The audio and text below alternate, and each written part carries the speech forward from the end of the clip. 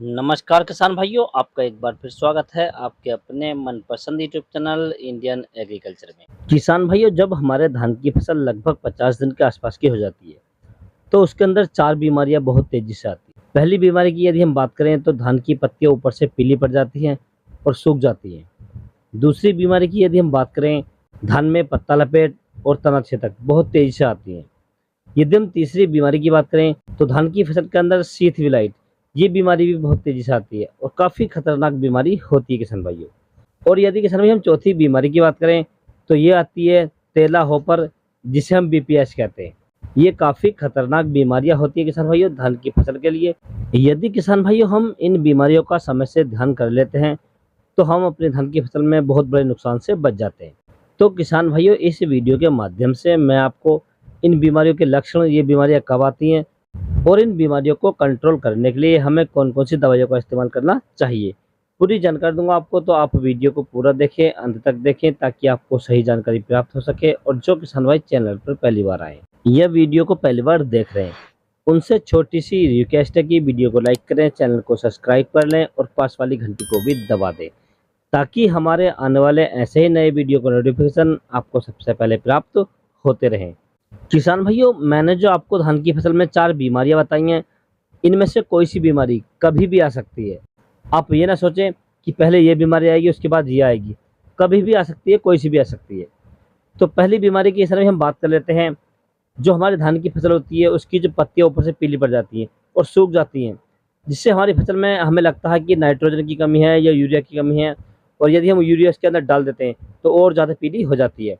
तो इसके लिए किसान भाई आपको जो ट्रीटमेंट करना है, जो दवाइयाँ लेकर आनी है, तो आपको 100 ग्राम प्रति एकड़ के हिसाब से लेकर आनी है चिलेटेड वाली जिंक। इसके साथ आपको दूसरा लेना है किसान भाइयों 100 ग्राम प्रति एकड़ के हिसाब से चिलेटेड वाला फेरस सल्फेट। और तीसरा इसमें आपको ऐड करना है 1 किलोग्राम यूरिया। इन तीनों को आप अच्छे से घोल लें, इनका मिक्सचर बना लें, घोल बना लें, और लगभग 150 से 200 लीटर पानी में आप अपनी फसल में लगभग दोपहर के बाद स्प्रे कर दें किसान भाइयों। स्प्रे जब भी करें किसान भाइयों, आप मौसम साफ होना चाहिए और आपके खेत में पर्याप्त नमी होनी चाहिए। इस स्प्रे को करने के बाद किसान भाइयों लगभग 36 घंटे के अंदर अंदर आप अपने खेत की सिंचाई जरूर कर दें।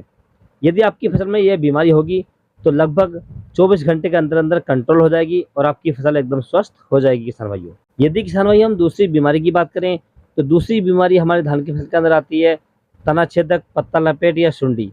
ये तीनों एक ही बीमारी है और एक ही दवा से कंट्रोल हो जाती है किसान भाइयों, परंतु इनके आने का तरीका अलग अलग है। यदि किसान भाई आपके खेत में ये बीमारी दिखाई दे, आपको पत्ता लपेट दिखाई दे, तना छेदक दिखाई दे, या आपको अपने खेत में जो तितली होती है ये तितली दिखाई दे, तो आपको अपनी धान की फसल में तुरंत स्प्रे कर देना चाहिए किसान भाइयों। स्प्रे के लिए आपको किसान भाइयों जो सबसे अच्छी दवाई मार्केट के अंदर आ रही है आजकल और जिनका सबसे अधिक मात्रा में प्रयोग किया जा रहा है, तो आपको किसान भाइयों मार्केट से लेकर आना है कार्टव हाइड्रोक्लोराइड एसपी 50% वाला। ये किसान भाई आपको लगभग 250 ग्राम प्रति एकड़ के हिसाब से लेना है और लगभग 250 लीटर पानी में आपको इसका स्प्रे करना है किसान भाइयों। पानी 250 लीटर से कम नहीं होना चाहिए। यदि आप इस स्प्रे करते हैं किसान भाइयों तो आपके धान की फसल में लगभग 24 घंटे के अंदर अंदर ही बदलाव आ जाएगा। जो सुंडी है वो मर जाएगी, जो तितली थी वो भी मर जाएगी। यदि आपकी फसल में सुंडी ज़्यादा है, तना से ज़्यादा लग चुकी है, तो आपको कार्टव हाइड्रोक्लोराइड जो 50% वाला आता है एसपी में, ये आपको लगभग 150 ग्राम लेना है। और इसके साथ में किसान भाई आपको ऐड करनी है इमामेक्टिन बेंजोएट 5%। इसकी यदि हम डोज की बात करें तो लगभग 100 ग्राम प्रति एकड़ लेनी है किसान भाइयों। अब इन दोनों को आप अच्छे से मिक्स कर लें और मिक्स करने के बाद लगभग 150 लीटर पानी में आप अपनी फसल में स्प्रे कर दें। और स्प्रे करते समय आपको विशेष ध्यान रखना है, जब आप इसका स्प्रे करें किसान भाइयों तो पर्याप्त नमी होनी चाहिए और खेत में पानी नहीं होना चाहिए। और स्प्रे करने के 24 घंटे बाद किसान भाइयों आपको अपने धान की फसल में सिंचाई कर देनी है या पानी चला देना है किसान भाइयों। आप देखेंगे कि आपकी जो धान की फसल है लगभग 4 से 5 दिन के अंदर अंदर ही जो तना छेदक थी, सुंडी थी, या आपकी फसल में पत्ता लपेट थी, ये सभी आसानी से कंट्रोल हो जाएंगे किसान भाइयों। तो किसान भाई आप इस रोग को इस प्रकार से कंट्रोल कर सकते हैं। अब किसान भाई हम बात कर लेते हैं तीसरी बीमारी के बारे में, जो शीत विलाइट के नाम से आती है। किसान भाई इसमें जो धान की फसल होती है उसकी जो जड़ें होती हैं, जो पत्तियां होती हैं, उसमें भूरे रंग के धब्बे पड़ जाते हैं, काले धब्बे बन जाते हैं और धान के पौधे गल जाते हैं और गिर जाते हैं। और कभी कभी ये बीमारी बहुत तेजी से फैलती है, जिसके कारण हमारी धान की फसल में पूरी तरीके से फैल जाती है। ये बीमारी किसान भाइयों धान की जो फसल होती है ये मेंड पे से लगती है।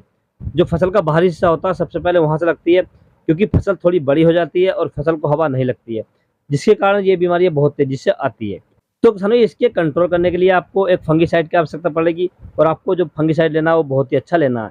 जैसे आप प्रोपिकोनाज़ोल ले सकते हैं किसान भाइयों 250 ml प्रति एकड़ के हिसाब से, या इसके स्थान पर आप दूसरा साफ ले सकते हैं लगभग 400 से 500 ग्राम प्रति एकड़ के हिसाब से किसान भाइयों। इसको आप लगभग 150 से 200 लीटर पानी में लेकर आप अच्छे से मिक्स कर लें और मिक्स करने के बाद किसान भैया आप अपनी फसल में इसका शाम के समय में स्प्रे कर दें। स्प्रे करते समय आपको विशेष ध्यान रखना है कि आपके खेत में पर्याप्त नमी होनी चाहिए और पानी नहीं होना चाहिए किसान भाई। यदि आप इस प्रकार से इस दवा का स्प्रे करते हैं तो आपकी धान की फसल में जो शीत विलाइट आई हुई है, जो बीमारी आई हुई है, वो तुरंत कंट्रोल हो जाएगी और आपकी फसल एकदम स्वस्थ हो जाएगी किसान भाई। यदि किसान भाई हम चौथी बीमारी की बात करें तो चौथी बीमारी बहुत ही खतरनाक होती है। इस बीमारी के लक्षण किसान भाई हमें जब दिखाई देते हैं जब हमारी धान की फसल गिरने लगती है, सूखने लगती है। इस बीमारी की पहचान यदि किसान भाई आप शुरुआत में करना चाहते हैं तो आपको एक सफ़ेद कागज़ लेना है और सफ़ेद कागज़ लेने के बाद में आपको अपनी धान की फसल में इस तरीके से रखना है ये और इस तरीके से आपको इसमें हिलाना है।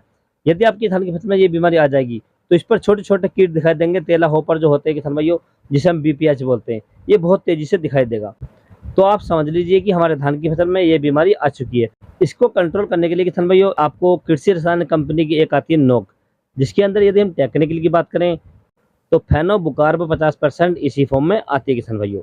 आप इसको लगभग 500 ml प्रति एकड़ के हिसाब से स्प्रे कर सकते हैं या आप 1 लीटर प्रति एकड़ के हिसाब से आप इसे यूरिया के साथ मिलाकर बखेर सकते हैं या फेंक सकते हैं और फेंकने के लगभग 8 से 10 घंटे के बाद आपको उसकी सिंचाई कर देनी किसान भाइयों। इस प्रकार से भी आपके धान की फसल में जो बीपीएच की बीमारी आती है या तेला होपर आता है, ये आसानी से कंट्रोल हो जाता है किसान भाइयों। यदि किसान भाइयों आप अपने धान की फसल में 50 दिन के बाद इस प्रकार से देखभाल करते हैं और इन बीमारियों को कंट्रोल कर लेते हैं तो आप अपने धान की फसल से शानदार और बढ़िया उत्पादन ले सकते हैं किसान भाइयों। यदि किसान भाई आपको किसी अन्य फसल के बारे में कोई जानकारी चाहिए तो आप मुझे कमेंट कर सकते हैं। यदि मेरे द्वारा दी गई जानकारी आपको अच्छी लगी हो, वीडियो पसंद आया हो तो वीडियो को लाइक करें, शेयर करें और चैनल को जरूर सब्सक्राइब करें। Thanks for watching my video.